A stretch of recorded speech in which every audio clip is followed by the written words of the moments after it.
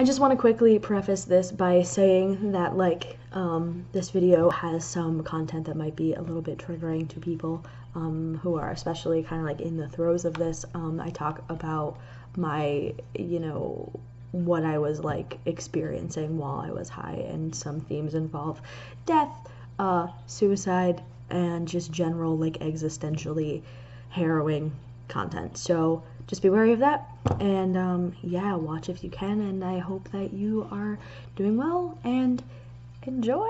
I'm gonna start by saying, like, I am a person who had my chronic depersonalization, derealization, DPDR, onset by weed.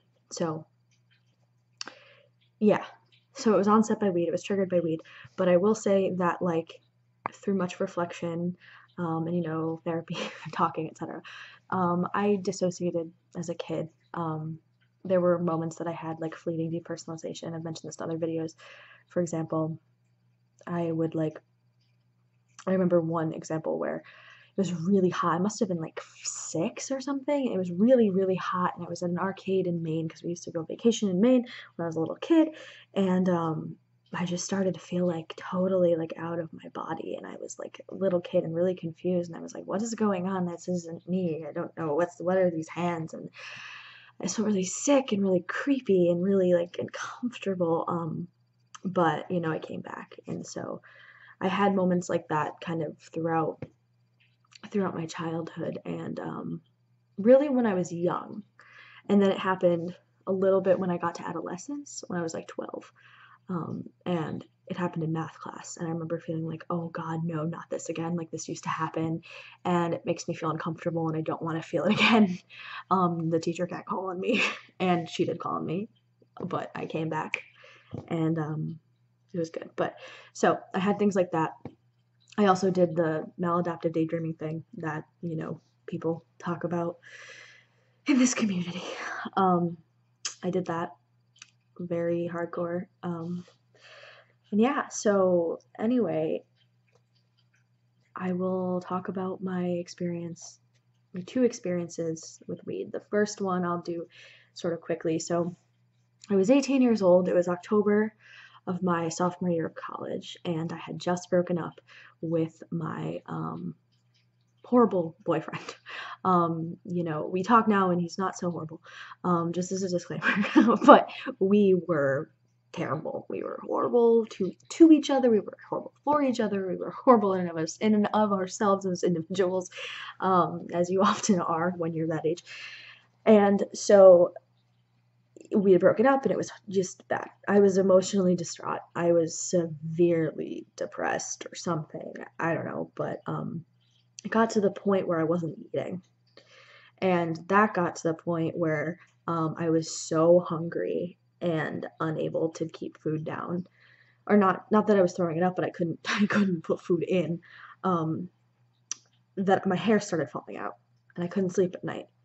And like, for me, that's a huge hit because, I've grown up like, when I get upset, I get food handed to me. You know what I mean? So like, my one learned coping skill was out of my reach. So I instead reached to weed, which I just want to like highlight how out of like the realm of normalcy for me at the time this was, because I was vehemently anti-drug, including marijuana, cannabis, weed, and like anti-alcohol at this point in my life. I was like, I will never do it. I look down on those who do, which is like very ridiculous, but that was a coping mechanism in and of itself.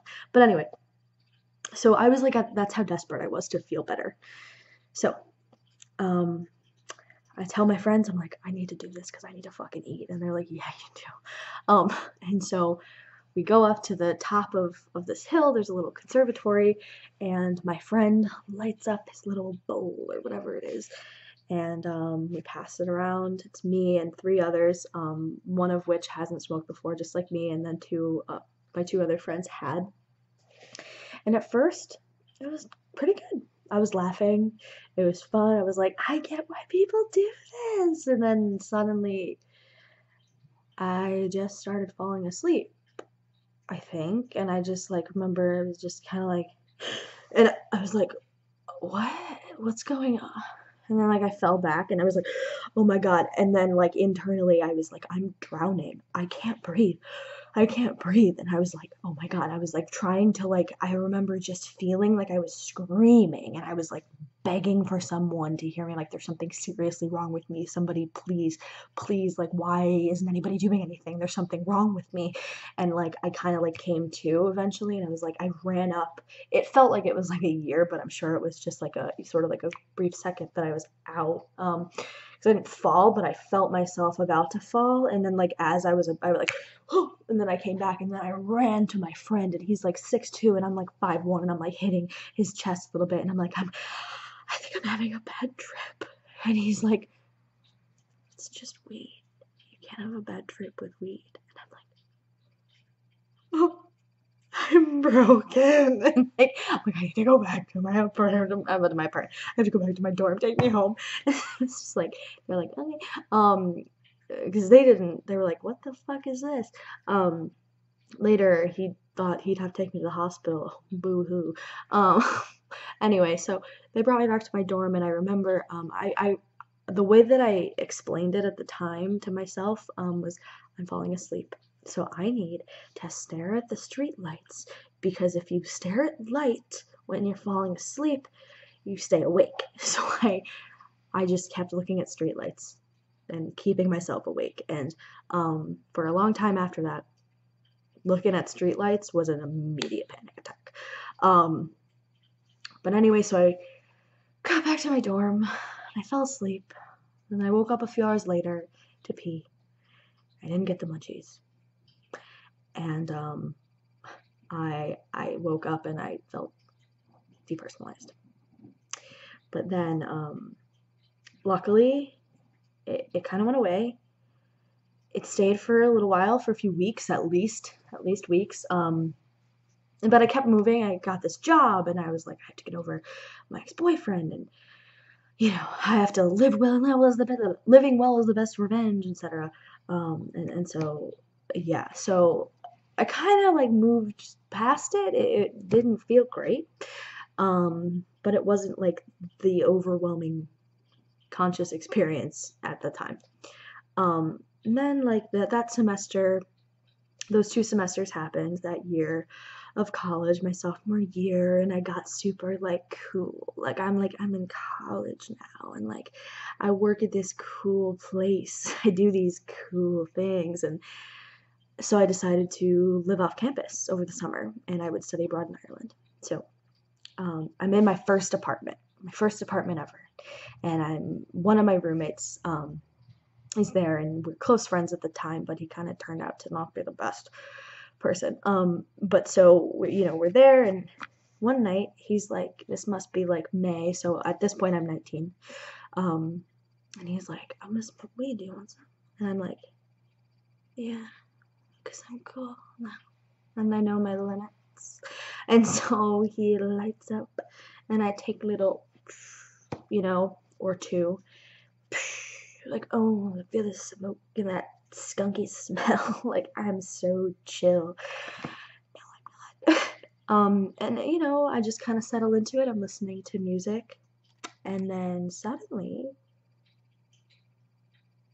oh my God, the music's coming from like over there, or like up there behind me.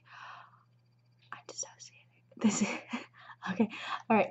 I have to get up, so I get up. I shut my laptop slowly, calmly. I look at my friend and I say, I'm having a bad reaction to the weed, so I'm going to go to bed.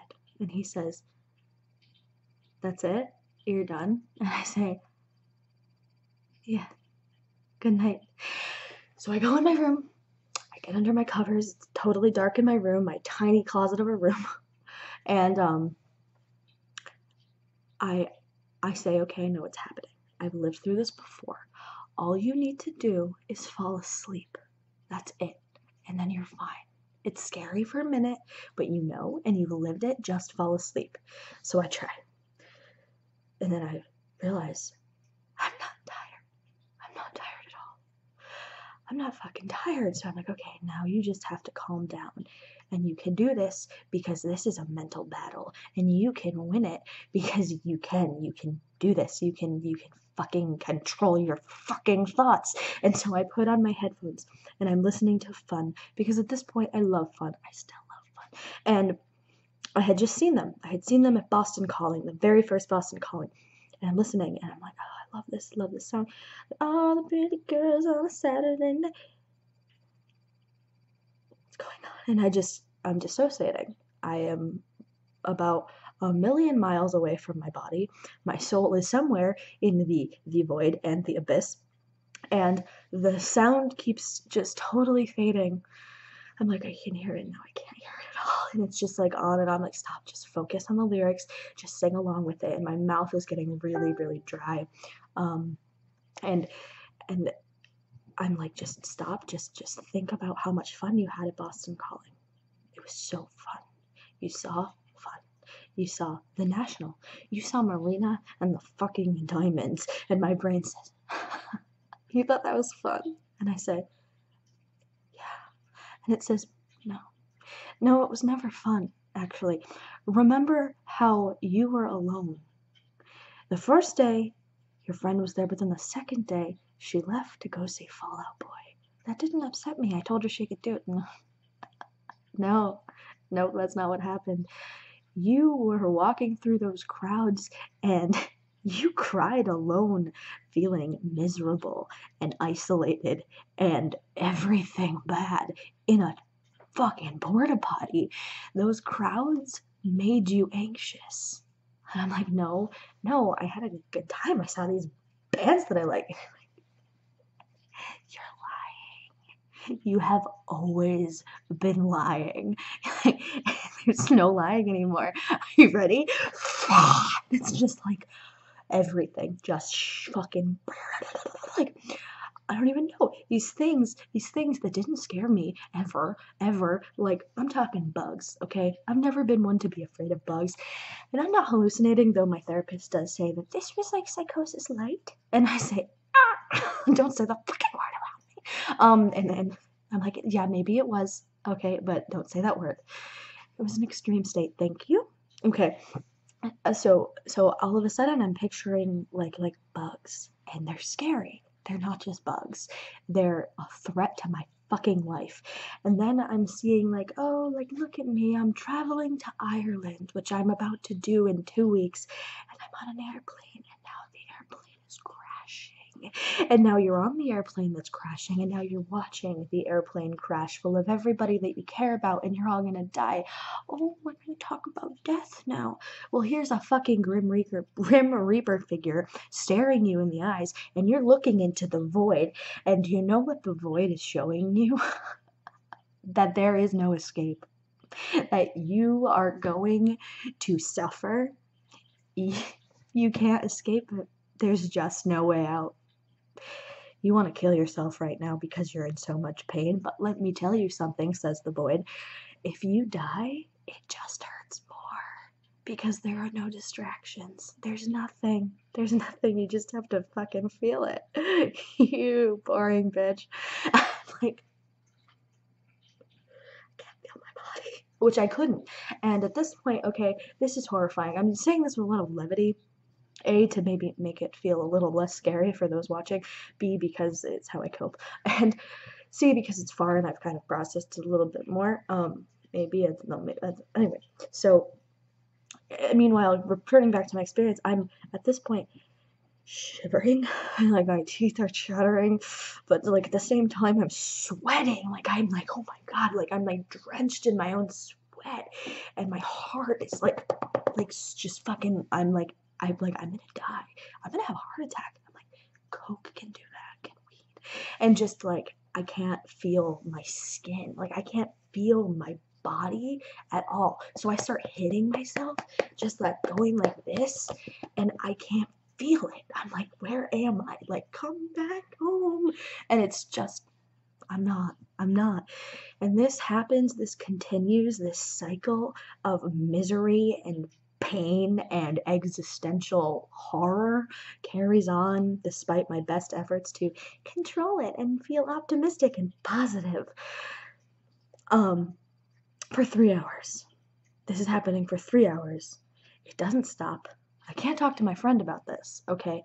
Because I don't know what the fuck I'd say, right? Because meanwhile, I'm like, and then of course I had the classic, oh, you're about to have schizophrenia.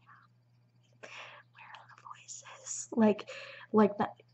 That's another video that I'll probably link to once I've made it. But anyway, let's destigmatize psychosis, shall we? Anyway, but so that's the fear, of course, because of course we think that people who have psychosis and schizophrenia are irredeemable. So I'm like, well, I'm irredeemable now, and I'm gonna be fucking disabled for the rest of my life, whatever. So that was my okay. But anyway, so I calmed down from that eventually. The weed kind of got out of my system, and 3 hours later, I was like, okay, it's time to go watch Sherlock, I guess. I don't know what else to do. I don't even really love Sherlock, but I'm gonna do it to calm myself down. So I got out of my bed and I need to get out of this fucking hellhole of a bed, which was hard to keep living there after that, frankly. Whoa, and for other reasons. But anyway, go and I watch TV, and eventually I'm like, I can fall asleep. So I do. Next morning I wake up and I am depersonalized. I look in the mirror and I fucking lose it. And from there on out, it was all chicken shit. I did go to Ireland and I was a little bit depersonalized and panicky and, on the cusp of something, it felt like all the time. But it wasn't until some stuff happened while I was there that I think kind of re-triggered my depersonalization, because I came back to Amherst, which is where I went to college. I went to UMass in Amherst, and I remember looking, I lived downtown, I was so excited. And I'm like, I'm gonna go, I'm back, and it's the rest of the summer, and I just came back from Ireland, and wow, I'm young and alive, and I'm gonna go walk into town to the, the farmer's market, and I do, and I look around, I look at the Emily Dickinson Museum on my way there, and I think, where the fuck am I?